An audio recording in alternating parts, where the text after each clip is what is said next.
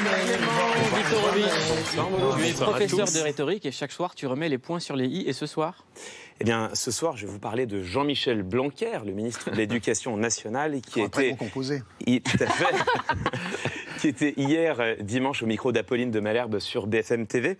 Alors, sur le début de l'interview, ils sont revenus sur les sujets du week-end, en l'occurrence les signes de radicalisation à l'école, mais également les propos de Julien Audoul, l'élu Rassemblement National, qui a pris à partie une femme voilée au Conseil régional Bourgogne-Franche-Comté. On va parler du fond dans une seconde, mais avant de parler du fond, il faut s'arrêter sur la forme. Parce que sur les 13 premières minutes de l'interview, il y a un mot en particulier qui est revenu régulièrement et qui, moi, m'a fait dresser un sourcil.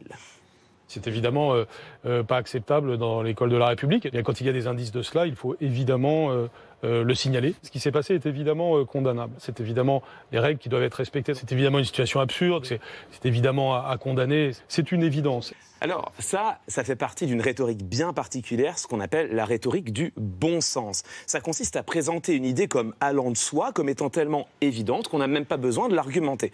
D'ailleurs, Jean-Michel Blanquer est un récidiviste. Dans la première émission, la première chronique, on l'avait déjà épinglé pour une expression « appelons un chat un chat ». Ici, ça passe par d'autres marqueurs, les adverbes qu'on vient de voir, évidemment, mais aussi d'autres petits mots. Sur ces 13 minutes, on a « il va de soi »,« on va bien que »,« bien sûr »,« bien entendu », tout simplement. En tout, ça revient à 18 reprises. Donc c'est très signifiant. L'objectif de la rhétorique du bon sens, c'est de bloquer la réflexion des auditeurs. C'est de leur dire, posez votre cerveau, vous n'avez pas à réfléchir, ce qui est évident, c'est ce qui est vrai. Donc, au contraire, quand on a ce genre de repère, ça doit chez nous susciter la méfiance, parce que généralement, quand on fait appel à l'évidence, c'est qu'on a du mal à défendre sa pensée sur le fond.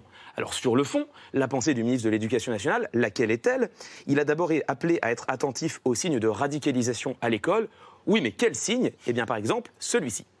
C'est vrai qu'on voit parfois des petits garçons qui refusent de tenir la main d'une petite fille. C'est évidemment pas acceptable dans l'école de la République. Alors, ce n'est évidemment pas acceptable. Bah, si. En fait, bien sûr que c'est acceptable, c'est totalement acceptable. Moi-même, j'étais un petit garçon timide, j'avais peur des jeunes filles, il ne me serait jamais venu à l'esprit de leur tenir la main. Je ne crois pas avoir été le seul. À l'époque, voilà, exactement. Étais-je un dangereux radicalisé? Je ne sais pas, je n'en suis pas sûr. Probablement, comme évidemment. Évidemment. C'est possible. Bon, hélas, l'interview n'en est pas restée là. Elle a très vite dérivé sur les femmes voilées accompagnant les sorties scolaires et de là, sur le voile en général. La loi n'interdit pas aux femmes voilées d'accompagner les enfants. En revanche, ce qui est certain, c'est que nous ne souhaitons pas encourager ce phénomène. Le voile en soi n'est pas souhaitable dans notre société, tout simplement. C'est pas quelque chose à encourager. C'est pas quelque chose d'interdit, mais c'est pas non plus quelque chose à encourager. Ce que ça dit sur la condition féminine, ce que ça dit n'est pas conforme à nos valeurs, tout simplement. Oui. Alors, tout simplement. Donc là, en effet, la réflexion, la position du ministre de l'Éducation nationale, elle est très simple, comme il le dit lui-même. Elle repose sur une distinction entre ce qui est légal, mais pas souhaitable. Or, cette distinction entre le légal et le souhaitable, elle n'a rien de simple et rien d'évident. Et ça n'est pas moi qui le dis, c'est Jean-Michel Blanquer lui-même. Regardez ce qu'il disait quelques minutes plus tôt en parlant des propos de Julien Audoul, l'élu Rassemblement National.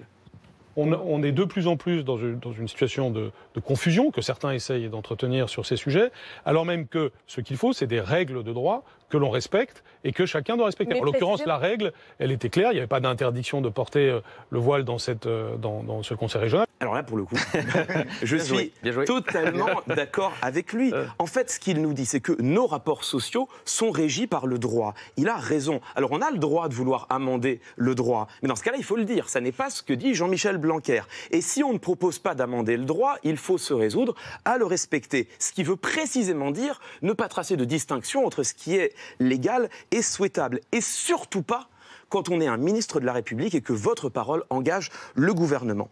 Là encore, la rhétorique de l'évidence sert à masquer une argumentation qui est, pour le moins, contestable. Bref, méfiez-vous de ce qui semble aller de soi en rhétorique. Le bon sens sert souvent à voiler la mauvaise argumentation.